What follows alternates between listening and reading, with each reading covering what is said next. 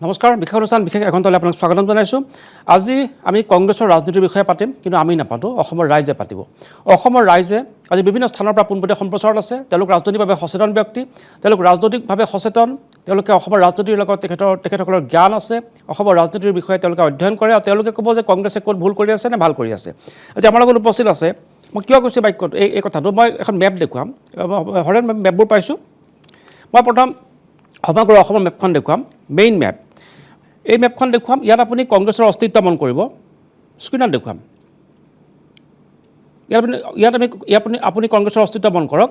সেউজীয়া যি অংশ দেখিছে তাত কংগ্ৰেছৰ বিধায়ক জিকিছে। 2024 চনৰ সাধাৰণ নিৰ্বাচনত অসমৰ কংগ্ৰেছৰ স্থিতি, বা পুনৰ কৈছোঁ কংগ্ৰেছৰ বিধায়ক নহয়, 2024 যি অসমৰ যি সাধাৰণ নিৰ্বাচনত কংগ্ৰেছৰ অস্তিত্ব, 2024 যি নিৰ্বাচন হৈছিল সাধাৰণ নিৰ্বাচন, লোকসভা নিৰ্বাচনত যিকেইটা বিধানসভা সমষ্টিত কংগ্ৰেছৰ অস্তিত্ব ৰৈছেগৈ, অৱশিষ্ট ৰৈছেগৈ, সেইকেইটা সমষ্টি দেখুৱাইছোঁ। সেউজীয়া অংশকেইটা বা সেউজীয়া সমষ্টিকেইটা হৈছে কংগ্ৰেছৰ ভাগত। বাকী যি গেৰুৱা সমষ্টি দেখিছে, গেৰুৱা অংশ দেখিছে, এইকেইটা হৈছে NDA, মূলতঃ বিজেপিৰ অন্তৰ্গত অগপ, BPF, UPPL সকলোৰে অধীনত আছে এই গেৰুৱা অংশ, আৰু সেউজীয়া অংশত আছে কংগ্ৰেছ। এয়া হৈছে 2024 সাধাৰণ নিৰ্বাচনত কংগ্ৰেছৰ অস্তিত্ব। এবাৰ মই পশ্চিম অসমলৈ যাম, ৱেষ্ট আছাম। এখন হৈছে সমগ্ৰ অসম, এবাৰ মই পশ্চিম অসম দেখুৱাম।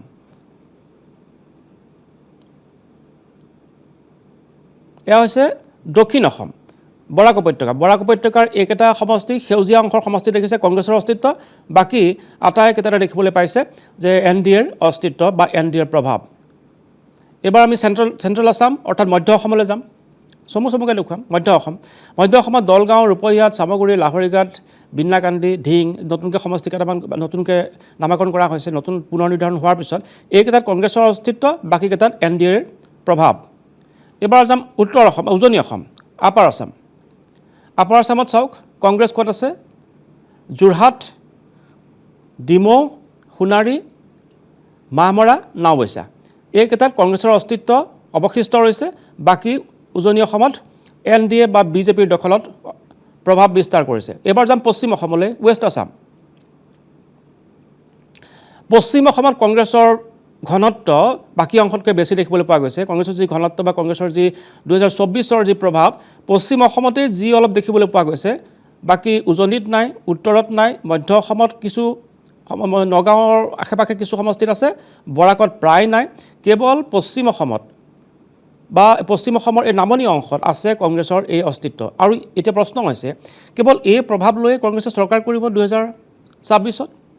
24 আমি ফলাফল দেখুৱালোঁ, 26লৈ কি হ'ব? আজি আমাৰ লগত আছে শিৱসাগৰৰ পৰা মনিৰুল ইছলাম বৰা। স্ক্ৰীণ সন্মুখ আমি ৰাখিম, যেতিয়া আমি যিটো অংশ আমি আলোচনা কৰিম অসমৰ, সেই অংশৰ আমি স্ক্ৰীণখন আপোনাক দেখুৱাই থাকিম। কিন্তু মই আমাৰ আলোচকক আনিব বিচাৰিছোঁ, শিৱসাগৰৰ পৰা মনিৰুল ইছলাম বৰা আছে আমাৰ লগত আছে সৰুপথাৰ কলেজৰ পৰা অধ্যাপক ডক্টৰ প্ৰেমকান্ত বৰা, আপোনাক স্বাগতম জনাইছোঁ। আমাৰ লগত আছে মাজুলীৰ পৰা অমূল্য বৰা, আপোনাক স্বাগতম। ডক্টৰ দিগন্ত হাতীবৰুৱা, অধ্যাপক উত্তৰ লখিমপুৰ বিশ্ববিদ্যালয়ৰ তেওঁ অধ্যাপক, আপোনাক স্বাগতম। আৰু বীৰেন্দ্ৰ ৰাণা মোৰ ষ্টুডিঅ'তে উপস্থিত আছে, বিশ্বনাথ ৰাভা, তেওঁ এজন ৰাজনৈতিকভাৱে সচেতন ব্যক্তি, ৰাজনৈতিক ভাষ্যকাৰ। আৰু ডক্টৰ জ্ঞানেন্দ্ৰ বৰ্মন আমাৰ লগত আছে, পোনপটীয়া সম্প্ৰচাৰ, কটন বিশ্ববিদ্যালয়ৰ তেওঁ অধ্যক্ষ, নলবাৰীৰ পৰা পোনপটীয়া সম্প্ৰচাৰত তেখেত আছে। মই প্ৰথম অনুষ্ঠান আৰম্ভ কৰিছোঁ সৰুপথাৰৰ পৰা পাই আছোঁ নহয়, গোলাঘাট। সৰুপথাৰৰ পৰা মই লাভ কৰি আছোঁ ডক্টৰ প্ৰেমকান্ত বৰা। মই আপোনাক সুধিব বিচাৰিছোঁ, উজনি অসমত, বিশেষকৈ উত্তৰ অসমত কংগ্ৰেছৰ যিটো এতিয়া অস্তিত্ব সংকীৰ্ণ হৈ পৰিছে, সংকুচিত হৈ পৰিছে, ইতিমধ্যে আমি মেপত দেখুৱাইছোঁ। আপোনাৰ প্ৰথম বক্তব্য যে কংগ্ৰেছৰ এই অৱস্থা কিয় হৈছে, আৰু আপুনি সেই অঞ্চলৰ এজন ব্যক্তি যি অঞ্চলত উৰিয়াম ঘাটত কংগ্ৰেছে প্ৰভাৱ বিস্তাৰ কৰিবলৈ এসময়ত মিয়া মুছলমানক সংস্থাপন কৰিছিল। উৰিয়াম ঘাটত মিয়া মুছলমানক সংস্থাপন কৰিছিল। তেওঁলোকে গোলাঘাট জিলাখনত নিজৰ অস্তিত্ব যাতে বৃদ্ধি কৰিব পাৰে তাৰ কাৰণে এটা ষড়যন্ত্ৰ কৰিছিল, তেওঁলোকক এতিয়া উচ্ছেদ কৰা হ'ল। মোৰ আপোনাৰ প্ৰশ্নটো এইটোৱেই যে কংগ্ৰেছে এই মিয়াক সংস্থাপন কৰি নিজৰ অস্তিত্ব বৃদ্ধি কৰিব, নে খিলঞ্জীয়াৰ মাজত কংগ্ৰেছৰ অস্তিত্ব বা কংগ্ৰেছৰ প্ৰভাৱ বা কংগ্ৰেছৰ যি মই কওঁ যে কংগ্ৰেছৰ যি আদৰ্শ এই জনসাধাৰণৰ মাজলৈকে লৈ যোৱাত কি তেওঁলোক ব্যৰ্থ নেকি? কি দেখিছে আপুনি?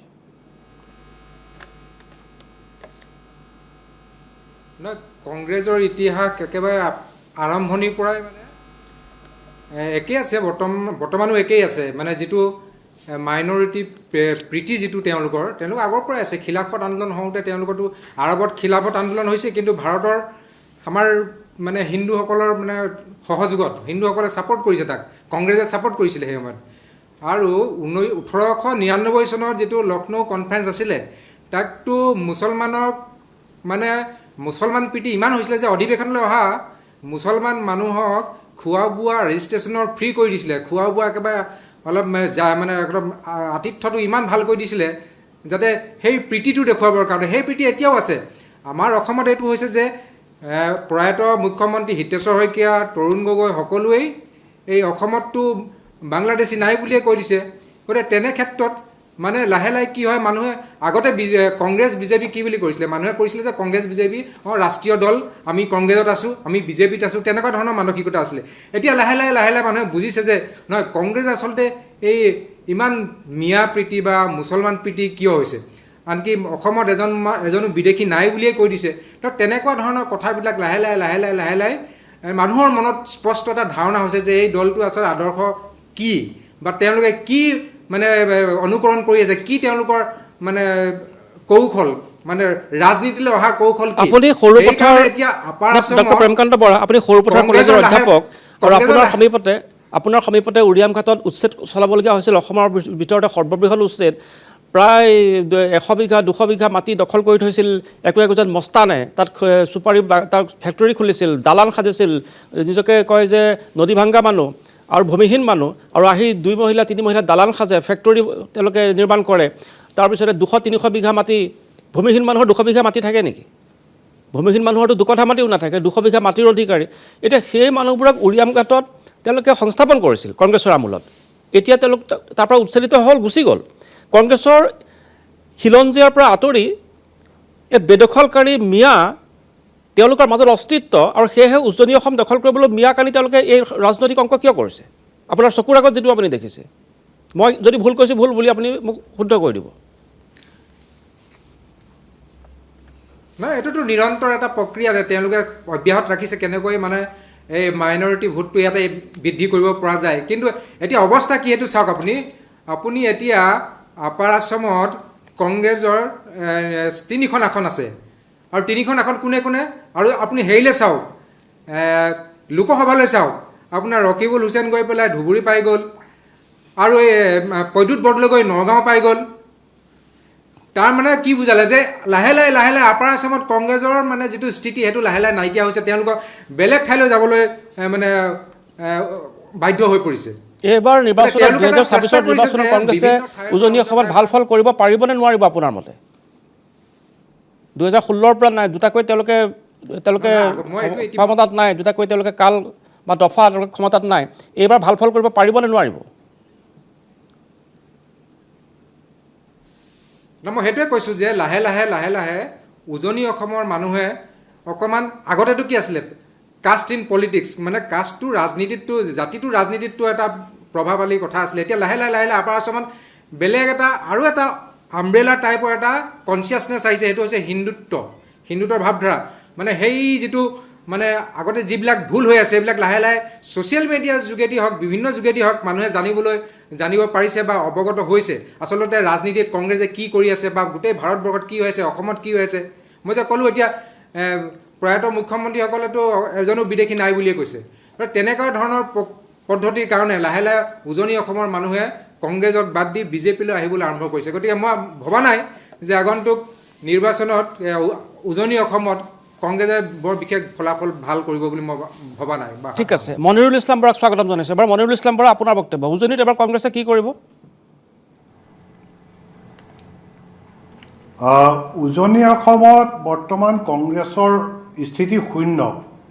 কাৰণ কেলৈ, সাংগঠনিকভাৱে তেওঁলোক প্ৰায় বিধ্বস্ত হৈ পৰিছে, আৰু নামনি অসমতে তেওঁলোক বেছি কনচেনট্ৰেট কৰা দেখা গৈছে।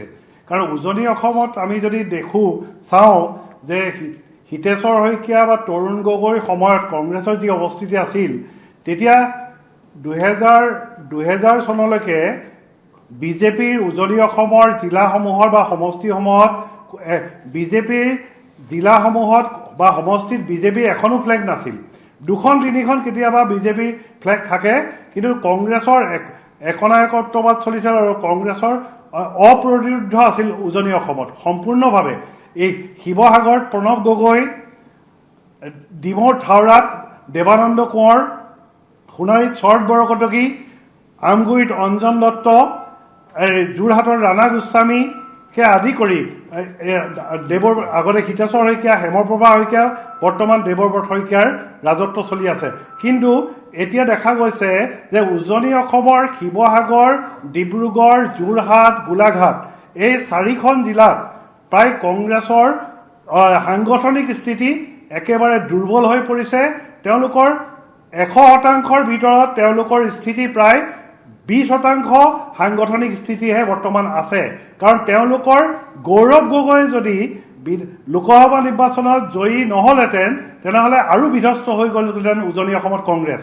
কিন্তু গৌৰৱ গগৈয়ে এতিয়া বিধানসভা নিৰ্বাচনত প্ৰদেশ কংগ্ৰেছৰ সভাপতি হিচাপে যদি তেওঁ অংশগ্ৰহণ কৰে, তেওঁ তিতাবৰ আৰু যদি কোনো তিয়ক বা এনেকুৱা সমষ্টিত যদি উঠে তেনেহ'লে এটা বা দুটা সমষ্টিত গৌৰৱ গগৈয়েহে সন্মান ধৰি ৰাখিব পাৰিব। কিন্তু তাৰ বাদে শিৱসাগৰ, ডিব্ৰুগড়, যোৰহাট, গোলাঘাটত বিশেষকৈ শিৱসাগৰৰ 3টা সমষ্টি, শিৱসাগৰত বৰ্তমান অখিল গগৈ আছে। অখিল গগৈ কাৰাগাৰত থকাৰ কাৰণে ৰাইজে চিম্পেটি লৈ ৰাইজে অখিল গগৈৰ প্ৰতি সদয় হৈ পেলাই এই ঐতিহাসিক শিৱসাগৰত অখিল গগৈক আজি জয়যুক্ত কৰাইছিলে। কিন্তু এতিয়া অখিল গগৈৰো সেই একে স্থিতিটো নাই। বৰ্তমান অখিল গগৈৰো সেই স্থিতিটো নাই। আৰু যিহেতু শিৱসাগৰ আমগুৰি সমষ্টি, ঐতিহ্যমণ্ডিত আমগুৰি সমষ্টি বিলুপ্তি হৈছে আৰু আমগুৰি সমষ্টিৰ 80% শিৱসাগৰ সমষ্টিত সোমাইছে। আৰু তাত অগপৰ যিটো ভোট বেংক আছে, অগপৰ প্ৰদীপ হাজৰিকাৰ যিটো ভোট বেংক আছে, সেই ভোট বেংকটো শিৱসাগৰ সমষ্টিত সোমাইছে। আৰু নাজিৰাত বাকী 20% নাজিৰাত গৈ পেলাই আমগুৰি সমষ্টি সোমাইছে।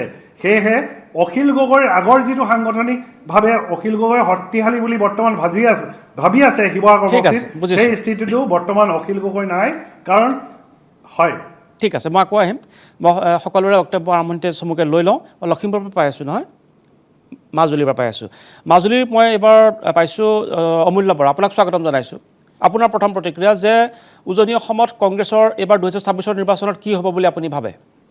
আৰু কংগ্ৰেছৰ বৰ্তমান যিটো আমি অৱস্থিতি দেখুৱাইছোঁ, 2024 যি লোকসভা নিৰ্বাচন, কংগ্ৰেছৰ অৱস্থিতি যিদৰে সংকুচিত হৈ পৰিছে, কংগ্ৰেছৰ প্ৰভাৱ যিদৰে সীমিত হৈ পৰিছে, আমি গেৰুৱা অংশত দেখুৱাইছোঁ যে NDA বা বিজেপিৰ অধীনত, বিজেপিৰ নেতৃত্বত বা অধিকাংশ সমষ্টিতে বিজেপিৰ নেতৃত্বত NDA, বাকী সেউজীয়া অংশত আমি দেখুৱাইছোঁ যে কংগ্ৰেছ কিদৰে সংকুচিত হৈ পৰিছে। ইয়াৰ কাৰণ কি? 1 নম্বৰ। 2 নম্বৰতে 26ত কি হ'ব বুলি আপুনি ভাবে?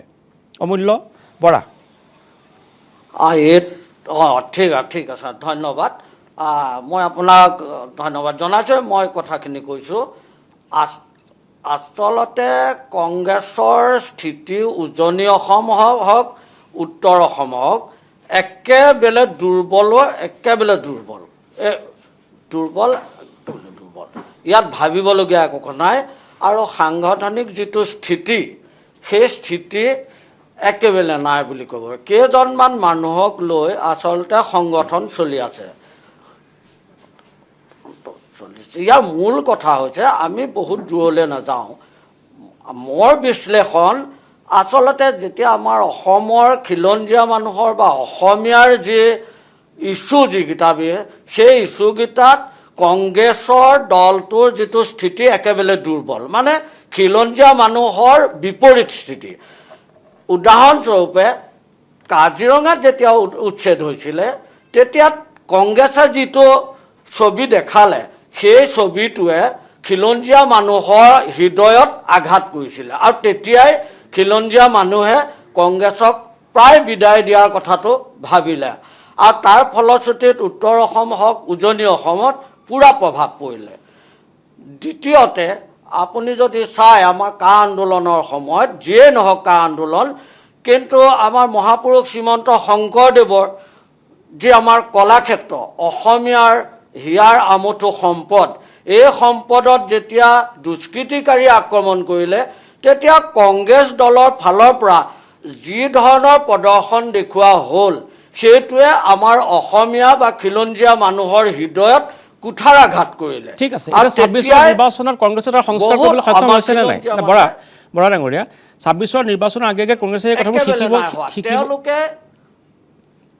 ব্যৰ্থ হৈছে শিকাত শিকিবলৈ প্ৰয়াস কৰা যেনেই লগা নাই তেওঁলোকে শিকাৰ কোনো প্ৰয়াসেই কৰা নাই কাৰণ অসমীয়া মানুহৰ বিপৰীতেহে তেওঁলোকে ইছ্যুবিলাক লৈ গৈছে অসমীয়া মানুহক ধৰি ৰখাৰ তেওঁলোকে কৌশল ধৰাই নাই ঠিক আছে তেওঁলোকে এতিয়া আপুনি যেনেকৈ আমাৰ কৈছে নামনি অসমৰ কেইটামান সমষ্টিলৈ তেওঁলোক আগবাঢ়িছে ঠিক আছে মই আকৌ আহিম বুজিলোঁ আৰম্ভণিৰ বক্তব্য সকলোৰে লৈ লওঁ বৰা ডাঙৰীয়া লাইনত থাকিব আকৌ আহিম মই এবাৰ আহিছোঁ বিশ্বনাথৰ পৰা আহিছে আমাৰ ষ্টুডিঅ'টো উপস্থিত আছে বীৰেন্দ্ৰ ৰাণা আপুনি কি দেখিছে আমি উজনিৰ কথা পাতিলোঁ আমি গোলাঘাটৰ কথা পাতিলোঁ আমি উত্তৰ অসমত দেখিছোঁ কংগ্ৰেছো ধূলিসাৎ হৈছে আপুনি কি দেখিছে উজনি অসমত কংগ্ৰেছে সংস্কাৰ কৰিব পাৰিছে নাই পৰা পাৰিব নোৱাৰে আৰু কিয় এই অৱস্থা হৈছে আচলতে এই কথাটি এনেকুৱা যে তেওঁলোকে সংস্কাৰ আনিব এই কথাটি কিন্তু আমি কেতিয়াও ভাবিব নোৱাৰোঁ কাৰণ তেওঁলোকৰ ইতিহাস হৈছে ৰক্তৰঞ্জিত ইতিহাস আমি স্বাধীনোত্তৰ কালৰ পৰাই যদি আমি চাওঁ সেই তেওঁলোকৰ ইতিহাস তেনেকুৱাই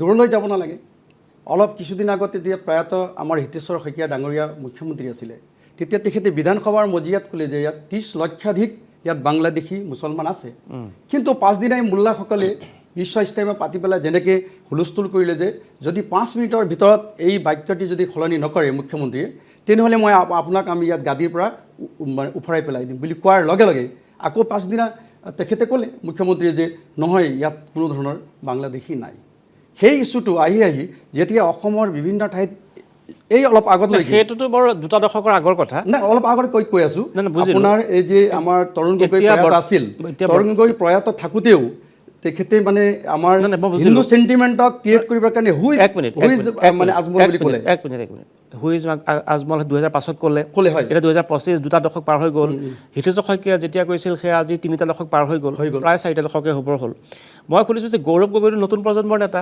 গৌৰৱ গগৈ দায়িত্ব লোৱাৰ পিছত এই মিয়া প্ৰীতি কিয় গৌৰৱ গগৈ কিয় নিজকে আহোমৰ বংশধৰ পিতৃ এগৰাকী প্ৰভাৱশালী আহোম নেতা তেওঁ আহোমৰ পুত্ৰ তাৰপিছত তেওঁ পাকিস্তান কেলেংকাৰী পাকিস্তান লিংক তাৰপিছত তেওঁ আপোনাৰ মিয়া প্ৰীতি গৌৰৱ গগৈ কিয় সেইটো ধাৰা আনিব নোৱাৰিলে নাই সেইটো তেওঁ থাকিবই যিহেতু তেওঁ বিদেশত পঢ়ি পেলাই সেই ধৰণৰ কথাবিলাক লৈ আহিছে গতিকে গোটেই কথাখিনি নেৰেটিভ আনিবলৈ তেওঁ যত্ন কৰি আছেতো নেৰেটিভ আনিবলৈ যত্ন কৰি আছে আমি দেখি আছোঁ আজি আপুনি চাওক না যে ইয়াতে আপোনাৰ ২৬,০০০ গাঁও আমাৰ অসমত সেই ২৬,০০০ গাঁৱত ১০,০০০ গাঁৱতেই ইয়াত গাঁৱত গোটেই মুছলমান মানে অধ্যুষিত হৈ গ'ল আপোনাৰ ইয়াত এতিয়া মুছলমান অধ্যুষিত হ'লে মোৰ আপত্তি নাই মই মুছলমান হিন্দু মুছলমানৰ ঠিক আছে তেওঁলোকে সত্তা নাই এক মিনিট ক'বলৈ দিয়ক সত্তা হিন্দু মুছলমান লৈ মই কেতিয়াও মই চিন্তিত নহয় হিন্দু যিদৰে মুছলমানো আমাৰ ভাই বন্ধু হিন্দু মুছলমান মিলা প্ৰীতি থাকিব লাগিব সেইটো কোনো ধৰণৰ আপত্তি কাৰো থাকিবই নোৱাৰে মোৰ এটা কথা যে বাংলাদেশী মূলৰ মিয়া প্ৰীতি মই মুছলমান বুলি ক'বলৈ নাযাওঁ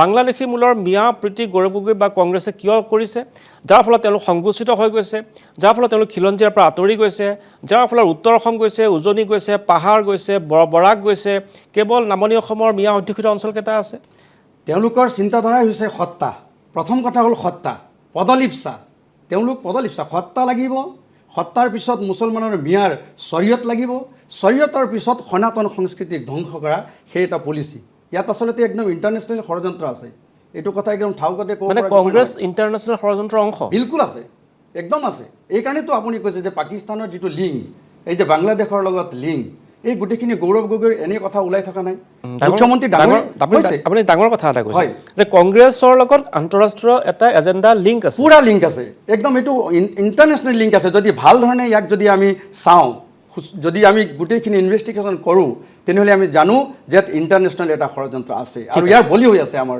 ভাৰতবৰ্ষ ঠিক আছে জ্ঞানেন্দ্ৰ বৰ্মন আমি উজনি উত্তৰ অসম আমি পাহাৰ বৰাক আমি গোটেইখিনি দেখিছোঁ যে এইদৰে কংগ্ৰেছে হেৰুৱাইছে কাৰণ বিশ্লেষকসকলে ইতিমধ্যে কৈছে আৰু কংগ্ৰেছৰ মিয়া প্ৰীতিটো মই হিন্দু মুছলমানৰ কথাটো মই নকওঁ আমাৰ আজি এতিয়া মনিৰুল ইছলাম বৰা ডাঙৰীয়া উপস্থিত আছে তেওঁৰ ককাওক আমাৰ অসমৰ এগৰাকী মহিয়ান ব্যক্তিয়ে আমি তেখেতক লৈ গৌৰৱ সদায় কৰি থাকিম আমাৰ জাতি থাকে মানে গৌৰৱ কৰি থাকিম আমাৰ হিন্দু মুছলমানলৈ কোনো কথা নাই কিন্তু মিয়া প্ৰীতিত আমাৰ সদায় আমাৰ বক্তব্য থাকিব কাৰণ এই মিয়াৰ কাৰণে এই আগ্ৰাসনৰ কাৰণে আমাৰ অসম আন্দোলন হৈছে তাত আমাৰ হিন্দু মুছলমান সকলো খিলঞ্জীয়া লোকৰ মৃত্যু হৈছে হত্যা কৰা হৈছে কাটি টুকুৰা কৰি পেলাই দিয়া হৈছে গতিকে হিন্দু মুছলমান এই অসমৰ লগত হিন্দু মুছলমানৰ সংঘাত নহয় এই অসমৰ অস্তিত্বৰ প্ৰতি সদায় শংকা হৈ আহিছে এই মিয়া আগ্ৰাসন বা মিয়াৰ যিটো অস্তিত্ব আৰু মিয়া অস্তিত্বত এতিয়া কংগ্ৰেছৰ মূল এতিয়া অংশ হৈ পৰিছে এইবাৰ ২৬ৰ নিৰ্বাচনত কংগ্ৰেছে তাৰ সংশোধনী কৰিব পাৰিছেনে? মই যিকেইজনক সুধিছোঁ তেওঁলোকে কৈছে নাই পৰা সংশোধনী, শিকাৰ চেষ্টাও কৰা নাই। তেতিয়াহ'লে কংগ্ৰেছৰ লাভটো ক'ত হৈছে? ৰাজনৈতিকভাৱেতো লাভ হ'ব লাগিব, লাভটো ক'ত হৈছে? নাই চাওক, সেইটোৱে একচুৱেলি বাজপেয়ীজীয়ে এটা সুন্দৰ কথা কৈছিলে এবাৰ যে বিজয় মে বিনম্ৰতা আৰু পৰাজয় মে আত্মমন্থন হোনি চাহিয়ে। আৰু এই আত্মমন্থনৰ কৰিবলৈ কংগ্ৰেছে বাৰে বাৰে অস্বীকাৰ কৰি আহিছে। গৌৰৱ গগৈ ডাঙৰীয়াই এক সুবৰ্ণ সুযোগ পাইছিলে। আজি খিলঞ্জীয়া অধ্যুষিত এটা সমষ্টিৰ পৰা জিকি আহি খিলঞ্জীয়াৰ যি সমষ্টি কংগ্ৰেছে হেৰুৱাই পেলাইছে তাক ৰিক্লেইম কৰাৰ এটা সুযোগ পাইছিলে। কিন্তু যদি বস্তুনিষ্ঠভাৱে তথ্যৰ ভিত্তিত যদি আমি বিশ্লেষণ কৰোঁ, আমি দেখিবলৈ পাম খিলঞ্জীয়া অধ্যুষিত সমষ্টিবিলাকত কংগ্ৰেছৰ ক্ৰমান্বয়ে কংগ্ৰেছৰ যে নিশকতীয়া হ'বলৈ গৈ আছে। মই তথ্যৰ ভিত্তিত কথাটো ক'বলৈ ভাল পাম। ২০১৬ত কংগ্ৰেছে খিলঞ্জীয়া অধ্যুষিত আপোনাৰ ডিব্ৰুগড়ত ভোট পালে 36%, 2021ত সেই ভোট 30%লৈকে ডিক্লাইন হ'ল। আজি খিলঞ্জীয়া অধ্যুষিত আমাৰ আহোমৰ গৌৰৱ উজ্জ্বল শিৱসাগৰ, তাত কংগ্ৰেছে 42% ভোট পালে 2016 চনত, কিন্তু সেয়া হ্ৰাস পাই পেলাই 2021 চনত 36%লৈকে হ্ৰাস পালে। অৰ্থাৎ ক্ৰমান্বয়ে খিলঞ্জীয়া অধ্যুষিত জিলাবিলাকত আমি ষ্টাডি কৰিলে, অধ্যয়ন কৰিলে দেখিবলৈ পাওঁ কংগ্ৰেছৰ ভোট শ্বেয়াৰ ক্ৰমান্বয়ে কমি কমি গৈ আছে। আৰু ইয়াৰ বিপৰীতে অৱশ্যে পূৰ্ববংগীয় যিটো মিয়া, এই মিয়া অধ্যুষিত সমষ্টিবিলাকত কংগ্ৰেছৰ ভোট শ্বেয়াৰটো আচৰিত ধৰণে বৃদ্ধি হৈছে। ধুবুৰীত 2016 চনত কংগ্ৰেছে পাইছিলে 28% ভোট, 28.98%, আৰু 2021 চনত পালে 62%। গোৱালপাৰা জিলাত 2016ত কংগ্ৰেছে পালে 29%, ইয়াৰ বিপৰীতে 2021ত পালে 51%। অৰ্থাৎ এই তথ্যবিলাকে এটা কথাই স্পষ্টভাৱে ইণ্ডিকেট কৰে যে কংগ্ৰেছ দলটো এতিয়া মিয়া কেন্দ্ৰিক, মিয়া অধ্যুষিত সমষ্টিবিলাকত ৰৈ গৈছে। আৰু খিলঞ্জীয়া অধ্যুষিত সমষ্টিবিলাকত, জিলাবিলাকত কংগ্ৰেছে ক্ৰমান্বয়ে নিজৰ অস্তিত্ব হেৰুৱাই পেলাইছে। আৰু এটা কংগ্ৰেছৰ প্ৰস্পেক্ট সম্পৰ্কে আপুনি সুধিছিলে, মই সেইটো অকণমান আলোকপাত কৰিবলৈ ভাল পাম। খিলঞ্জীয়া অধ্যুষিত, ভূমিপুত্ৰ অধ্যুষিত ধেমাজি জিলাত কংগ্ৰেছে লাষ্ট টাইম ভোট পালে 23.32%, ইয়াৰ বিপৰীতে NDA পাইছে 58.39%। অৰ্থাৎ আৰু প্ৰায় আঢ়ৈ গুণ, দুগুণতকৈও অধিক ভোট NDA পাইছে। অসমত আজিৰ তাৰিখত এনেকুৱা কোনো পৰিস্থিতি হোৱা নাই, কংগ্ৰেছৰ অনুকূলে এনেকুৱা কোনো ধুমুহা বলা নাই যে 2 গুণ ভোট কাটি পেলাই কংগ্ৰেছ জয় হ'ব পাৰিব। বা আন দিশৰ পৰা ক'ব গ'লে এই চৰকাৰৰ বিৰুদ্ধে এন্টি ইনকামবেঞ্চি নহয়, প্ৰ ইনকামবেণ্ট চেণ্টিমেণ্ট এটাহে আমি দেখিবলৈ পাইছো। আৰু তাৰ যুক্তিসংগত কাৰণ আছে। কাৰণ সপ্তাহৰ পিছত সপ্তাহ, মাহৰ পিছত মাহ মুখ্যমন্ত্ৰী হিমন্ত বিশ্ব শৰ্মা ডাঙৰীয়াৰ নেতৃত্বত কণ্টিনিউৱাছলি ৰাইজক এটা পজিটিভ ভাইব দি আছে। আজি যদি নিযুত মাইনা দিছে, কালি শিক্ষক নিযুক্তি দিছে, পৰহি আপোনাৰ ইণ্ডাষ্ট্ৰী ঘোষণা কৰিছে। কণ্টিনিউৱাছলি আপুনি লক্ষ্য কৰিব যোৱা 5 বছৰত কণ্টিনিউৱাছলি পজিটিভ ইনফৰমেশ্যন বা পজিটিভ নিউজ আহি আছে। তাৰ ফলত প্ৰ ইনকামবেণ্ট চেণ্টিমেণ্ট এটা ক্ৰিয়েট হৈছে। আৰু খিলঞ্জীয়া অধ্যুষিত জিলাবিলাকত কংগ্ৰেছে নিজক নিশকতীয়া কৰি পেলাইছে নিজৰ এই প্ৰ মিয়া চেণ্টিমেণ্টৰ কাৰণে। ঠিক আছে, মই এটা 1 মিনিটৰ বিৰতি ল'ম। তাৰপিছতে মই দিগন্ত হাতীবৰুৱাৰ কাষলৈ যাম। ডক্টৰ দিগন্ত হাতীবৰুৱা, তেওঁ উত্তৰ লখিমপুৰ বিশ্ববিদ্যালয়ৰ তেওঁ অধ্যাপক। মই তেওঁৰ কাষলৈ যাম, তেওঁৰ আৰম্ভণিৰ বক্তব্য ল'ম। মই এবাৰ আহিছোঁ শিৱসাগৰত থকা মনিৰুল ইছলাম বৰাৰ ওচৰলৈ। মনিৰুল ইছলাম বৰা, এতিয়া কংগ্ৰেছৰ অস্তিত্ব আপোনালোক সকলোৰে বক্তব্যৰ পৰা এটা মই গম পালোঁ বা আমি ইতিমধ্যে অনুধাৱন কৰিছোঁ। আপোনালোকে কৈছে যে কংগ্ৰেছে নিজৰ অস্তিত্ব যিদৰে সীমাবদ্ধ সংকুচিত কৰি আহিছে, তাৰ পৰা পৰিত্ৰাণ পাবৰ কাৰণে কোনো চেষ্টা তেওঁলোকে কৰা নাই। তাৰ মাজতে ভোটৰ ওপৰত দানৱ প্ৰৱাদী পৰিছে তথাকথিত বিৰোধী ঐক্য। বিৰোধী ঐক্যৰ নামত এখন কি নাটক চলি আছে মই নাজানো। এই নাটক দেখিলে হাঁহি উঠা হৈছে। তেওঁলোকে নাটক কৰে, বিৰোধী একতাৰ বহে, তাৰপিছতে ওলাই আহিয়েই ইজনে সিজনৰ বিপক্ষে তেওঁলোকে সাংবাদিকৰ আগত বক্তব্য প্ৰকাশ কৰে। এই বিৰোধী ঐক্য কৰিব নোৱাৰা বিৰোধীয়ে নিজৰ অস্তিত্ব বৃদ্ধি কৰিব কেনেকৈ? অখিল গগৈয়ে প্ৰতিখন মিটিঙৰ পিছতে, সভাৰ পিছতে ওলাই আহি তেওঁ হুংকাৰ দিয়ে গৌৰৱ গগৈক। কংগ্ৰেছে অখিল গগৈ চৰিত্ৰ সন্দৰ্ভত প্ৰশ্ন উত্থাপন কৰে। আজিতো অখিল গগৈয়ে কৈছে UDF আৰু কংগ্ৰেছ একেলগ হ'ব লাগে, এটা দল হ'ব লাগে। আৰু আজমলে উত্তৰ দিছে, হয় আমি চিন্তা কৰিম, আমি একেলগ হ'ম। ৰাহুল গান্ধীয়ে আমাক মিটিঙলৈ মাতক, আমাৰ লগত একেলগে বহক, আমি UDF দল নাইকিয়া কৰি কংগ্ৰেছৰ লগত চামিল হৈ যাম, বৰপেটাত আজি ক'লে। মই বিৰোধীৰ এই ধাৰণাটোৱেই মই বুজি পোৱা নাই অসমত, যে তেওঁলোকে নিজৰ স্থিতিটো তেওঁলোকে শক্তিশালী কৰিব বিচাৰে নে নিবিচাৰে, একতা তেওঁলোকে বিচাৰে নে নাটক কৰে। অখিল গগৈ আচলতে মানুহটোনো কি, বিৰোধী একতা বিচাৰে নে নিবিচাৰে, গোটেই অস্পষ্ট ধুমলি কুঁৱলী অৱস্থা এটা। কি হৈছে এইবোৰ? বিৰোধীৰ যিটো মিত্ৰতা আৰু ঐক্যৰ কাৰণে আমাৰ হোটেল লিলিত এই মিত্ৰতাৰ এখন সভা এই চাহ মেল পতা দেখা গৈছে। তাত অখিল গগৈৰ কথা ক'ব বিচাৰিছোঁ। অখিল গগৈয়ে কংগ্ৰেছৰ দৰে এটা দলক ভাবুকি প্ৰদান কৰে যে তেওঁলোকে যদি আমাক ইমানকেইটা ছিট নিদিয়ে বা 13টা 14টা ছিট নিদিয়ে তেনেহ'লে আমি 126টাতে দিম। অখিল গগৈৰ দৰে এটা মাত্ৰ শিৱসাগৰ সমষ্টিত তেখেতক ৰাইজে সহানুভূতি দেখুৱাই, শিৱসাগৰ সমষ্টিৰ ৰাইজে সহানুভূতিৰে তেখেতক এটা সমষ্টি দিলে, তেখেতে যদি কংগ্ৰেছৰ দৰে দলটোক ভাবুকি দিয়ে, সেইটোৱে প্ৰমাণ হয় যে অখিল গগৈয়ে মিত্ৰতা বিচাৰে নিবিচাৰে। আৰু কংগ্ৰেছে এতিয়াও ভাবে, কংগ্ৰেছে অহংকাৰ আৰু দম্ভত কংগ্ৰেছ দলটোৱে ভাবে যে অসমত আমি চৰকাৰ গঠন কৰিম আৰু অখিল গগৈয়ে হওক, CPI CPM হওক আৰু তেওঁলোকৰ লুৰিণজ্যোতি গগৈয়ে হওক আমাৰ লগত মিত্ৰতা কৰোঁ নকৰোঁ আমাৰ কথা, কিন্তু মিত্ৰতা নকৰিলেও কংগ্ৰেছে আমি উজনি অসমৰ গৰিষ্ঠ সংখ্যক সমষ্টি দখল কৰিম বুলি এটা ভুল চিন্তা লৈ আছে। কিন্তু প্ৰকৃতাৰ্থত কংগ্ৰেছৰ গৌৰৱ গগৈয়ে যদি নিজাববীয়াকৈ প্ৰচেষ্টা চলায়, উজনি অসমত 2টা বা 3টা ছিটৰ বাহিৰে গৌৰৱ গগৈয়ে উজনি অসমত তেওঁলোকে ছিট দখল কৰিব নোৱাৰে। কাৰণ নাজিৰাত দেৱব্ৰত শইকীয়াৰ দৰে হিতেশ্বৰ শইকীয়াৰ পুত্ৰৰো এতিয়া অৱস্থাটো বৰ ভাল নহয়। যোৱাবাৰ দেৱব্ৰত শইকীয়াই 200-250 ভোটত আগবাঢ়িছিল, মাত্ৰ জিকিছে। সেয়েহে অখিল গগৈয়ে আমগুৰি সমষ্টিৰ এটা পাৰ্ট তেওঁ বৃহৎ অংশ পাইছে। অখিল গগৈয়ে যদি ভাবিছে যে আমগুৰিৰ পৰা নতুনকৈ উপহাৰ পোৱা সেই সমষ্টিৰ ৰাইজে বা সেই পঞ্চায়তকেইটাই অখিল গগৈক ভোট দি জয়যুক্ত কৰিব, অখিল গগৈ তেনেহ'লে মূৰ্খৰ স্বৰ্গত বাস কৰিছে। সেয়েহে আমি কংগ্ৰেছে নিজাববীয়াকৈ বিচৰা নাই যে বিৰোধী মিত্ৰতা হওক, কংগ্ৰেছে নিজাববীয়াকৈ কেতিয়াও বিচৰা নাই যে মিত্ৰতা হওক। ঠিক আছে। উত্তৰ লখিমপুৰলৈ গৈছোঁ, আছে নহয়? লখিমপুৰৰ পৰা উত্তৰ লখিমপুৰ বিশ্ববিদ্যালয়ৰ অধ্যাপক ডক্টৰ দিগন্ত হাতীবৰুৱা। হাতীবৰুৱা ডাঙৰীয়া, আপোনাক স্বাগতম জনাইছোঁ। প্ৰথম আপোনাৰ প্ৰতিক্ৰিয়া যে কংগ্ৰেছৰ এই অস্তিত্ববিহীন অৱস্থা অসমত, মিয়া অধ্যুষিত অঞ্চলত কেৱল তেওঁলোকে নিজৰ খোপনি পোতাৰ কাৰণে এটা সংগ্ৰাম অব্যাহত ৰাখিছে, যুদ্ধ কৰিবলগীয়া হৈছে UDFৰ সৈতে। আজি কৈছে যে অখিল গগৈয়ে UDF কংগ্ৰেছত চামিল হৈ যাব লাগে। আজমলে বৰপেটাৰ পৰা কৈছে হয় আমি চামিল হৈ যাম, আমাক কেৱল এবাৰ ৰাহুল গান্ধীয়ে মাতিলেই হ'ব, বৈঠকত বহিবলৈ দিলেই হ'ব, আমি চামিল হৈ যাম। এতিয়া UDF কংগ্ৰেছ তেওঁলোকৰ ভোটৰ বেংক একে, তেওঁলোকৰ চামিল হোৱাৰ কথাও কয়। তেওঁলোকে খিলঞ্জীয়া সমষ্টিবোৰ তেওঁলোকে এৰিলে, খিলঞ্জীয়া মানুহক এৰিলে, খিলঞ্জীয়া অঞ্চল এৰিলে। মই বিশ্লেষণ জানিব বিচাৰিম যে কংগ্ৰেছে সমগ্ৰ উত্তৰ অসমত, য'ত আপুনি এতিয়া উপস্থিত আছে, এই সমগ্ৰ উত্তৰ অসমত অস্তিত্বহীন, উজনি অসমত এতিয়া ভেণ্টিলেশ্যনত থকাৰ দৰে ৰোগী থকা দি আছে কংগ্ৰেছ। কিয় এই অৱস্থা হৈছে আপোনাৰ মতে?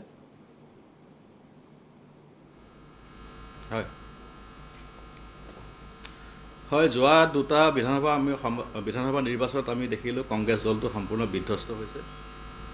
আৰু এতিয়াও আমি তেওঁলোকৰ নিজকে নিজে সংস্কাৰ কৰা এটা পৰিৱেশ নাপালোঁ। ইতিমধ্যে মই বিভিন্ন প্ৰান্তৰ পৰা আমাৰ পেনেলিষ্টসকলে যি মতামত দিলে সেই শুনিলোঁ। এই প্ৰেক্ষাপটত মোৰ দৃষ্টিভংগী হ'ল যে সাম্প্ৰতিক অসমৰ ৰাজনৈতিক পৰিৱেশত কোনো এটা ৰাজনৈতিক দলে এটা জাতি বা ধৰ্মাৱলম্বী লোকৰ লৈ নিৰ্বাচনত জয়ী হ'ব নোৱাৰে। কংগ্ৰেছ দলে যদি ভাবিছে যে মুছলমান মূলৰ মিয়াসকলক লৈ যদি নিৰ্বাচন খেলিম আৰু তেওঁলোকৰ সমৰ্থনতে জিকিম বুলি ভাবিছে, তেতিয়াহ'লে তেওঁলোকে নিজে নিজৰ শ্মশান খান্দিছে। যিহেতু অসমত মিয়া মুছলমানে বিশেষভাৱে প্ৰভাৱ পেলাব পৰা সমষ্টি ইতিমধ্যে আপুনি ক'লে 20টা, আৰু মই ভাবিছোঁ অন্য আৰু 10 বা 11টা সমষ্টিত তেওঁলোকে আংশিকভাৱে জিকা বা হৰাৰ ক্ষেত্ৰত প্ৰভাৱ বিস্তাৰ কৰিব পাৰে। আৰু এই গোটেইকেইটা সমষ্টি বৰাক আৰু নামনি অসমত, উজনি অসমত ইয়াৰ কোনো প্ৰভাৱ নপৰে। লখিমপুৰ জিলাৰ নাওবৈচা সমষ্টিটোত অৱশ্যে আগতে আমাৰ মুছলমান ধৰ্মাৱলম্বী লোকসকলে প্ৰভাৱ বিস্তাৰ কৰিছিল, প্ৰায় 60 বা 85 হাজাৰ ভোট আছিল। কিন্তু এতিয়া ডিলিমিনেশ্যন হোৱাৰ কাৰণে তাৰ গৰিষ্ঠ এটা সংখ্যক ৰঙানদী সমষ্টিত থাকিলে, এটা অংশ নাওবৈচাত থাকিলে আৰু এটা অংশ বিহপুৰীয়া সমষ্টিলৈ গ'ল। গতিকে সেইফালৰ পৰা আমি দেখিলোঁ যে তেওঁলোকে কোনো ধৰণৰ প্ৰভাৱ বিস্তাৰ কৰিব নোৱাৰে। আৰু এটা বৰলৈ আপুনি লক্ষ্য কৰিব যে অসমৰ যিটো এতিয়া সাম্প্ৰতিক ৰাজনৈতিক পৰিস্থিতি বা আমাৰ ভোটিং বিহেভিয়াৰ, এই বিহেভিয়াৰটোৰ আগতে আমি কোৱাৰ দৰে জাতি ধৰ্ম আদিৰ ওপৰত নিৰ্ভৰ নকৰে। এতিয়া আমাৰ যিসকল ভোটাৰ আছে তেওঁলোকে ভোটদান কৰিবলৈ যাওঁতে খুব সচেতনতাৰে আৰু যুক্তি সহকাৰে ভোটদান কৰে, যাতে তেওঁলোকৰ ভোটটো অথলে নাযায়। আৰু এটা উল্লেখযোগ্য দিশ হ'ল যে আগতে আমাৰ ৰাজনৈতিক যিবিলাক দল আছিলে, এই ৰাজনৈতিক দলবিলাক ধৰক AGP, BJP, Congress, ASDC, CPI, CPM পৃথকে পৃথকে নিৰ্বাচন খেলাৰ কাৰণে ভোট বিভাজন হৈছিল, কিন্তু এতিয়া এলায়েন্স হৈ যোৱাৰ পিছত ভোট বিভাজনটো নহয়। আৰু এতিয়া যদি মেইন ষ্ট্ৰীমত থকা ভোটাৰসকলৰ যদি সমৰ্থন নাপায় তেলে কোনো দলে আমাৰ অসমৰ ৰাজনীতিত যিটো পৰিৱেশ আছে বা নিৰ্বাচন হ'ব তাত জয়ী হ'ব নোৱাৰে। এই দৃষ্টিকোণৰ মই পৰ্যবেক্ষণ কৰিব পাৰোঁ যে মেইন ষ্ট্ৰীমৰ পৰা কংগ্ৰেছ দলটো ক্ৰমান্বয়ে আঁতৰি গৈছে আৰু তেওঁলোকৰ মাজত মিয়া প্ৰীতিটো বেছি হৈছে। গতিকে সেইকাৰণে মেইন ষ্ট্ৰীম মানুহবিলাক তেওঁলোকৰ পৰা আঁতৰি অহাটো স্বাভাৱিক। নম্বৰ 2, 26ৰ নিৰ্বাচনত কিবা আশা দেখিছে নেকি? কংগ্ৰেছে সংস্কাৰ কৰিছে নেকি বা কৰিব নেকি বা পাৰিব নেকি? গৌৰৱ গগৈ সফল হ'ব নেকি?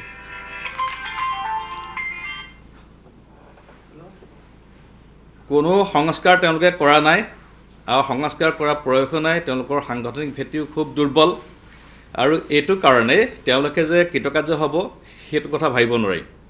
অন্যহাতে বড়োলৈ এটা কথা লক্ষ্য কৰিব যে বংগমূলীয় যিবিলাক আমাৰ নাগৰিক আছে, এই নাগৰিকসকলৰ যিটো আগ্ৰাসন হৈছে, এই আগ্ৰাসনত থলুৱা জাতি জনগোষ্ঠীসকলে নিজৰ ৰাজনৈতিক, অৰ্থনৈতিক, সামাজিক অধিকাৰ হেৰুওৱা এটা পৰিৱেশ হৈছে বা তেনেকুৱা এটা উপক্ৰম হৈছে। যে এনে এটা প্ৰেক্ষাপটত আমাৰ যিসকল অন্যান্য পিছপৰা শ্ৰেণীৰ জনগোষ্ঠী আছে তাৰে 6টা জনগোষ্ঠী ইতিমধ্যে স্বকীয় পৰিচয় বিচাৰিছে, আনকি সাধাৰণ শ্ৰেণীৰ কলিতা জনগোষ্ঠীয়েও পৃথক পৰিচয় বিচাৰিছে, আনকি গৰীয়া আৰু মুছলমান থলুৱা অসমীয়া যিসকল মুছলমান আছে তেওঁলোকেও পৃথক পৰিচয় বিচাৰি নিজৰ স্বকীয়তাৰ কাৰণে এটা পৰিৱেশ গঢ়িব বিচাৰিছে। গতিকে এনে এটা প্ৰেক্ষাপট যেতিয়া অসমৰ ৰাজনীতি গঢ়ি উঠিছে, কেৱল মাত্ৰ কেইজনমান মিয়াক লৈ যদি কংগ্ৰেছে যদি নিৰ্বাচনী বৈতৰণি পাৰ হ'ম বুলি ভাবিছে তেতিয়াহ'লে তেওঁলোকে এটা অলিক সপোন দেখিছে। গতিকে 26ৰ নিৰ্বাচনত যে কংগ্ৰেছে বিশেষ এটা প্ৰভাৱ পেলাব মোৰ মনে নধৰে। ঠিক আছে,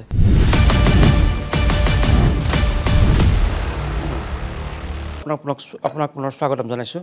এইবাৰ মই সৰুপথাৰলৈ গৈছোঁ। ডক্টৰ প্ৰেমকান্ত বৰা, আপোনাক স্বাগতম জনাইছোঁ। প্ৰেমকান্ত বৰা, আমি কংগ্ৰেছৰ এই সংকুচিত অৱস্থিতিৰ কথা আমি পাতি আছোঁ বা অস্তিত্বৰ কথা পাতি আছোঁ। তাৰ মাজতে আপোনাক মই এই প্ৰশ্নটো কৰিছোঁ যে কংগ্ৰেছে এটা সময়ত যিটো এটা জঘন্য জাতিধ্বংসী কাম কৰিছিল, যে খিলঞ্জীয়া লোকৰ অঞ্চলত আগ্ৰাসী মিয়াক সংস্থাপন কৰি অৰণ্য ধ্বংস কৰি বঢ়াৰ যিটো সুবিধা কৰি দিছিল, এই কথাটো মই প্ৰমাণ নোহোৱাকৈ কোৱা নাই। কাৰণ উৰিয়াম ঘাট বনাঞ্চল ধ্বংস কৰাৰ ক্ষেত্ৰত যিকেইজন নেতাই আগভাগ লৈছিল তাত কংগ্ৰেছী নেতা আছিল, তদন্ত হৈছে, ধৰা পৰিছে। বন বিষয়া আছিল, তদন্ত হৈছে, ধৰা পৰিছে। সেই বন বিষয়াক কোনে নিৰ্দেশ দিছিল?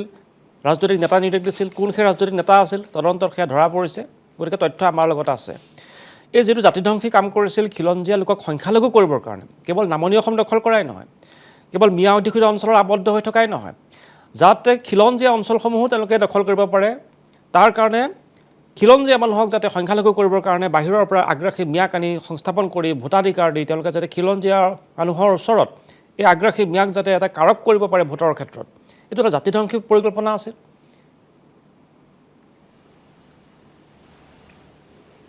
নিশ্চিতভাৱে এইটো এটা বৰ মানে আচৰিত ঘটনা, যিটো ঘটনা কেৱল উৰিয়াম ঘাট বুলি নহয়। আৰু মই আপোনাক এটা কথা জনাব বিচাৰিছোঁ, যিটো উৰিয়াম ঘাটত যিটো এভিকশ্যন হ'ল, সেইটো কিন্তু যিটো বহুত মানুহ যেনেকুৱা 200 বিঘা 500 বিঘা তেনেকুৱা ধৰণৰ দখল কৰি থকা মানুহ, সেই ঠাইবিলাক ঠিক আছে, সেইবিলাক এভিকশ্যন হ'ল। কিন্তু এতিয়া য'ত কম ঠাই আগুৰি আছে কিন্তু বহুত মানুহ আছে, সেই ঠাইবিলাক এতিয়াও এভিকশ্যনৰ বাকী আছে। আৰু অকল উৰিয়াম ঘাট বুলি নহয়, সেইবোৰ কিয় কৰা নাই? উজনি অসমৰ বহুত ঠাইত তেনেকুৱা আছে, কাজিৰঙা আশে পাশে আছে, সেইবোৰ কিয় কৰা নাই? যোৰহাটৰ আশে পাশে আছে, বহুত তেনেকুৱা আছে য'ত এতিয়াও নাই। এক মিনিট, প্ৰশাসনে সেইবোৰ স্থানত কিয় উচ্ছেদ চলোৱা নাই? প্ৰশ্ন কৰিছে আপোনালোকে? নাই, এতিয়া বহুত ঠাইত এনেকুৱা হৈছে, নটিচ গৈছে মানুহসকলে, কিন্তু এতিয়া বহুত বাকী আছে। আমি ছ'চিয়েল মিডিয়াৰ যোগেদি আমি হেৰিও কৰিছোঁ, আহ্বানো জনাইছোঁ, আমি সাধাৰণ ৰাইজেও আহ্বান জনাইছোঁ, কিন্তু এইবিলাক সকলো ঠাইতে হৈ উঠা নাই। আৰু এইবিলাক কি কাৰণে হৈ উঠা নাই এইটো এটা চিন্তা কৰিব লগা কথা। কিন্তু মই আপোনাক আৰু এইটোৰ উপৰিও মই আৰু 3টা মানে কাৰণ, যিকেইটা কাৰণ উজনি অসমত কংগ্ৰেছ যে বিজেপিতকৈ পাছ পৰি আছে, সেই 3টা কাৰণ মই সংযোজন কৰিব বিচাৰিছোঁ। আৰু চমুকৈ ক'ব, 2 মিনিট। সেই 3টা কাৰণৰ এটা কাৰণ হৈছে যে এই যে মিয়াসকলৰ যিটো চেল্টাৰ, সেইটো চেল্টাৰ কিন্তু কংগ্ৰেছে দিছে। তাৰ উদাহৰণ মই 2টা উদাহৰণে দিম, যে এতিয়া 12জন মিয়া সম্প্ৰদায়ৰ বিধায়ক আছে।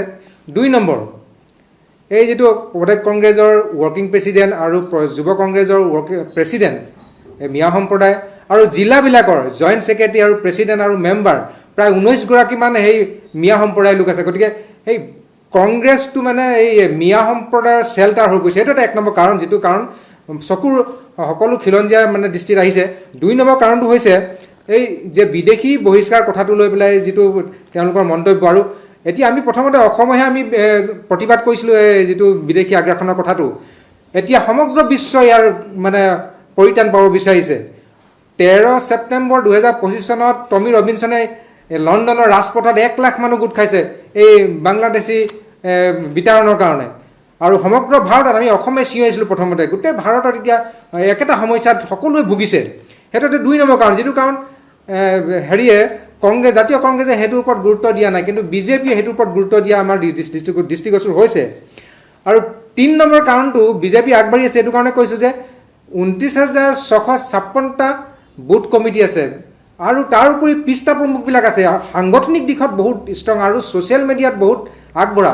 আৰু তাৰ বিপৰীতে জাতীয় কংগ্ৰেছে কেইটামান আৰ্টিফিচিয়েল ইণ্টেলিজেন্স যোগেদি এই যে চিভিল ছ'চাইটি বহুত বেয়া হৈছে, কিবা হৈছে এভিকশ্যনৰ ফলত, তেনেকুৱা ধৰণৰ কৈছে। কিন্তু ইণ্টাৰেষ্টিং কথাটো হ'ল যে এভিকশ্যনৰ খিলঞ্জীয়া এজনো মানুহে প্ৰতিবাদ কৰা নাই। সেইটো আটাইতকৈ হয়। এই 3টা মই আৰু সংযোগ কৰিছোঁ, যিকেইটা কাৰণে উজনি অসমত জাতীয় কংগ্ৰেছ ভাৰতীয় জনতা পাৰ্টিতকৈ পিছ পৰি আছে। ঠিক আছে, মই এবাৰ মাজুলীলৈ গৈছোঁ। অমূল্য বৰা, আপোনাৰ পৰামৰ্শ কি থাকিব? কংগ্ৰেছে কি কৰিব লাগে? যদি কংগ্ৰেছক সমালোচনা কৰি আছোঁ, ঠিক আছে, সমালোচনা কৰিছোঁ, আমি তেওঁলোকৰ সংস্কাৰ হোৱাটো কিয় নাই প্ৰশ্ন উত্থাপন কৰিছোঁ। আপোনাৰ মতে কংগ্ৰেছে কি 3টা পদক্ষেপ ল'ব লাগে এতিয়া খিলঞ্জীয়াৰ মাজত সোমাবলৈ? কংগ্ৰেছৰ প্ৰথম পদক্ষেপ হ'ল খিলঞ্জীয়া মানুহৰ যিখিনি সমস্যা, সেই সমস্যাখিনিত তেওঁলোকে স্বীকাৰ কৰি ল'ব লাগিব, 1 কথা। 2 নম্বৰ, তেওঁলোকে অবৈধ বাংলাদেশী আৰু বৈধ বাংলাদেশী এই দুটাৰ মাজত থকা পাৰ্থক্যটো তেওঁলোকে বুজি পাব লাগিব। 3 নম্বৰ, বৰ্তমান সময়ত অসমৰ ডাঙৰ সমস্যা হৈছে নিবনুৱা বা আমাৰ যিসকল যুৱক যুৱতী, এই যুৱক যুৱতীসকলক সংস্থাপনৰ কাৰণে যি উদ্যোগীকৰণৰ ব্যৱস্থা হৈছে বা চৰকাৰ আনিছে, তাৰ বিপৰীতে যাব নালাগে। যেনেকৈ আমাৰ ছেমি কণ্ডাক্টৰ ইণ্ডাষ্ট্ৰিটো আহোঁতে তেওঁলোকে যি ধৰণৰ প্ৰতিক্ৰিয়া কৰিছে, সেইটোৱে অসমৰ সমূহ যুৱক যুৱতীকে অসন্তুষ্ট কৰি তুলিছে। তাৰ উপৰি যিকোনো ধৰণৰ উদ্যোগ আহিলে তেওঁলোকে এইটো অপ'জ কৰিবলৈ লৈছে। গতিকে এইবিলাক তেওঁলোকে আঁতৰিব লাগিব। তেওঁলোকৰ চিন্তাটো এৰিব লাগিব। বৰা ডাঙৰীয়া, তেওঁলোকৰ চিন্তাটো এইটো যে বিজেপিয়ে কৰা কামৰ বিৰুদ্ধাচৰণ কৰিলে মানুহে বিজেপিৰ বিৰুদ্ধে গৈ তেওঁলোকক ভাল পাব বুলি ভাবে। আচলতে আজিকালি ৰাজনীতিটো সেইটো নহয়। মই আপোনাক সুধিছোঁ যে চৰকাৰে যদি ভাল কাম কৰিছে সেইটো ভাল কাম, কিন্তু এই কামটো আৰু ভাল হ'ব লাগে বা এই কামটো এনেকৈ কৰিব লাগে বুলি পৰামৰ্শ দিলেহে জনসাধাৰণে ভাল পায়, নে বিজেপিৰ বিৰুদ্ধাচৰণ কৰিলে বিৰোধী দলক ৰাইজে ভাল পায়? চাওক, বিৰোধিতা কৰিলেতো ৰাইজে একদম নিশ্চয় বেয়া পাবই, কাৰণ ৰাইজেতো বুজি পাইছে। আজি গোটেই ইয়াৰ অসমৰ জনসাধাৰণে, বিশেষকৈ ইয়াৰ খিলঞ্জীয়া ভূমিপুত্ৰবিলাকে গম পাইছেতো যে 29 লাখ বিঘা মাটি মুছলমানে দখল কৰি আছে। মুছলমান মানে মিয়াসকলে দখল কৰি আছে। এই যে মিয়াসকলে 29 লাখ বিঘা মাটি দখল কৰা সেই বস্তুটো যদি অকণমান চৰকাৰে ভাবিছে, সুপ্ৰিম কোৰ্টে নিৰ্দেশ দিয়াৰ পিছত যে এইটো অলপ উঠাই দিব লাগে, সেইটোতে তেওঁলোকে তাত সমৰ্থন কৰে। এইটো কম আত্মঘাতী কথা নেকি? আমাৰ মানুহে 29 লাখ বিঘা মাটি কিমান কিমান কিমান কিমান বৃহৎ মাটি, এই কথাটো অনুধাৱন কিমান কৰে নাজানো। এই আমাৰ যিমান অসমৰ মাটি বেদখল হৈ আছে, ছিংগাপুৰ দেশখনতকৈ আমাৰ মাটি বেদখল হৈ থকা মাটি বেছি। একদম একজেক্টলি।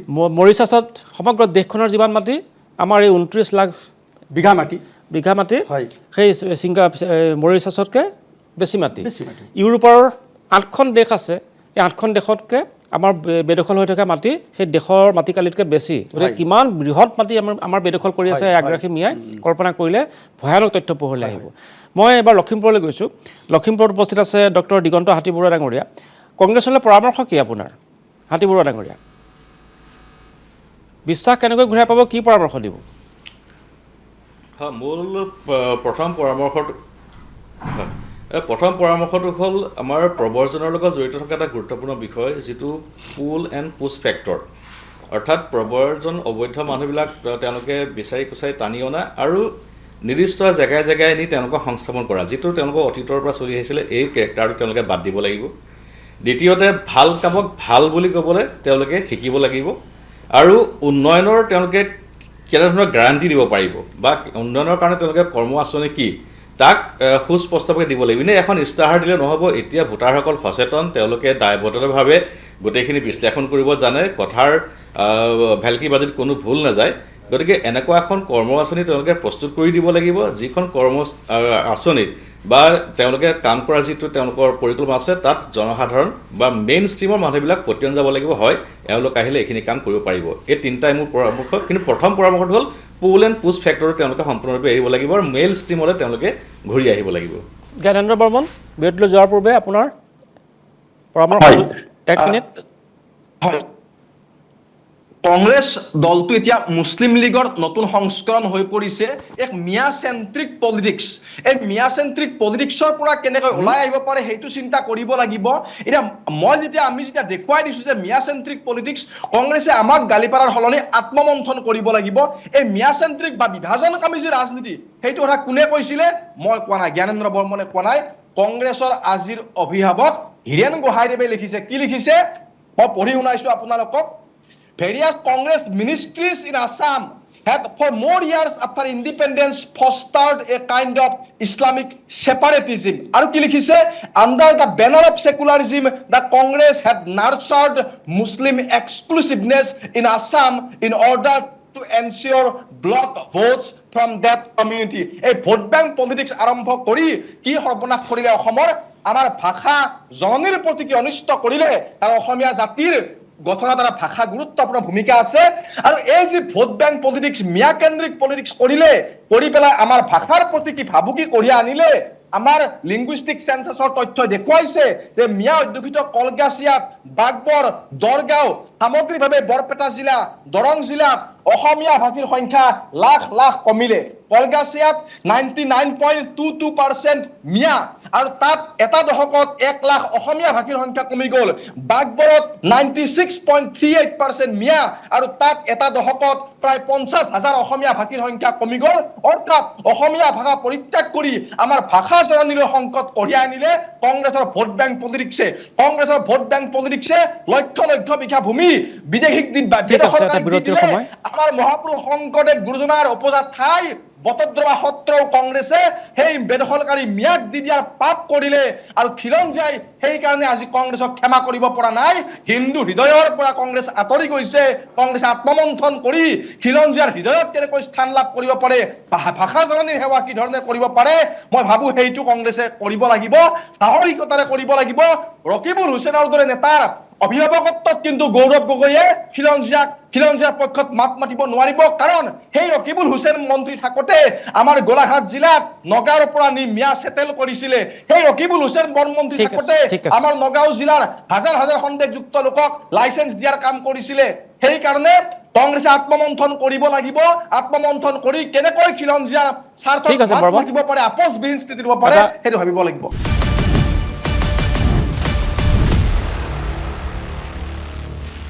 মই লখিমপুৰলৈ গৈছোঁ। লখিমপুৰত এইবাৰ হাতীবৰুৱা ডাঙৰী, আপোনাক মই সুধিব বিচাৰিছোঁ প্ৰথমে, মোৰ সময় কম, 1 মিনিটতে উত্তৰ দিলে মই ভাল পাম। এতিয়া UDF আৰু কংগ্ৰেছৰ মিত্ৰতা এইটো গলগ্ৰহ হৈছে কংগ্ৰেছৰ কাৰণে। UDFৰ লগত যদি মিত্ৰতা কৰে তেনেহ'লে খিলঞ্জীয়াৰ ওচৰত থকা যি শেষ ভেটি, সেই ভেটি উচন হয়। আৰু যদিহে নকৰে তেতিয়াহ'লে UDF আৰু কংগ্ৰেছৰ যিটো মূল শক্তি সংখ্যালঘু অঞ্চলত, মিয়া অধ্যুষিত অঞ্চলত, তাত দুইটা দলৰ বিপক্ষে যুদ্ধ কৰিবলগীয়া হয়। একত্ৰিত নহ'লে দুইটা দলৰ বিপক্ষে প্ৰাৰ্থিত্ব দিবলগীয়া হয়, সংখ্যালঘু বহুত বিভাজন হয়। আৰু মিত্ৰতা কৰিলে খিলঞ্জীয়াৰ ওচৰত যি শেষ ভেটি আছে সেই ভেটিও উচন হয়। এতিয়া UDF হৈছে কংগ্ৰেছৰ কাৰণে গলগ্ৰহ। আপোনাৰ মতে কি কৰিব লাগে কংগ্ৰেছে? মিত্ৰতা কৰিব লাগে নে নালাগে UDFৰ লগত?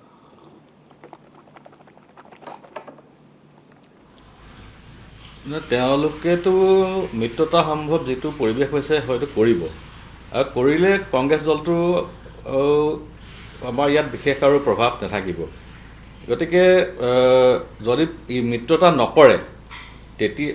নকৰে আৰু কংগ্ৰেছ দলে যদি নিজকে সংস্কাৰ কৰে আৰু লিডাৰশ্বিপ বিল্ডিং আৰু কেপাচিটি বিল্ডিং এমংছ দ্য মেম্বাৰবিলাকৰ মাজত যদি সক্ষমতা বৃদ্ধি কৰে, তেতিয়াহ'লে তেওঁলোকে অকণ আগবাঢ়িব পাৰিব। আৰু লিডাৰশ্বিপ বিল্ডিং বা কেপাচিটি বিল্ডিংটো কেৱল চেণ্ট্ৰেল পৰ্যায়তে হ'লে নহ'ব, ৰাষ্ট্ৰীয় পৰ্যায়ত হ'ব লাগিব, প্ৰাদেশিক পৰ্যায় বা জিলা পৰ্যায় আৰু আঞ্চলিক পৰ্যায়ত হ'ব লাগিব। মানুহে একেখন মুখকে দেখি আছে, দেখি মানুহৰ আমনি লাগিছে আৰু সেইকাৰণে তেওঁলোকৰ মাজত নতুনত্ব একো অহা নাই।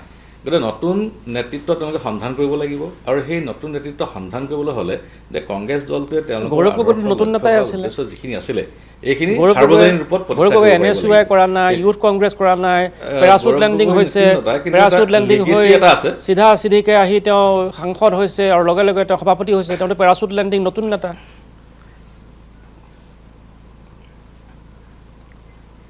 নতুন এটা লিগেচি বেছত তেওঁ এইটো হৈছে যে আগতে ৰজাৰ পিতেক ৰজা হয়, এনেধৰণৰ কথা এটা লিগেচি চিষ্টেমত আহিছে। গতিকে এনেধৰণৰ হ'লে নহ'ব যে আঞ্চলিক পৰ্যায়ৰ নেতৃত্ব যদি সৃষ্টি কৰিব নোৱাৰে তেতিয়া দল কেতিয়াও শক্তিশালী হ'ব নোৱাৰিব, যিটো বিজেপি দলে কৰিছে।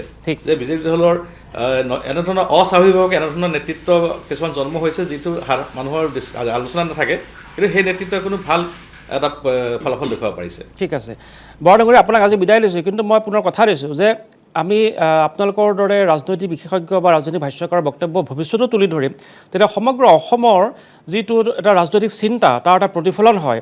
আমি গুৱাহাটীত বহু বুদ্ধিজীৱীৰ সৈতে আমি আলোচনা কৰোঁ বা আমি আলোচনা চক্ৰ কৰোঁ, কিন্তু আপোনালোকৰ দৰে লখিমপুৰত, আমি আজি সৰুপথাৰত, শিৱসাগৰত, নলবাৰীত জ্ঞানেন্দ্ৰ বৰ্মন ডাঙৰীয়া, এনেকৈ সকলোকে সমগ্ৰ অসম সামৰি মোৰ কাষতে বহি আছে বিশ্বনাথৰ বীৰেন্দ্ৰ ৰাণা, তেতিয়া সমগ্ৰ অসমৰ এটা ৰাজনৈতিক আমি চিন্তা এটা আমি লাভ কৰোঁ। ভৱিষ্যতে পুনৰ আপোনাক লগ পাম। আজিলৈ বিদায় দিছোঁ, ধন্যবাদ জনাইছোঁ। প্ৰেমকান্ত বৰা, আপোনাক 30 ছেকেণ্ড সময়।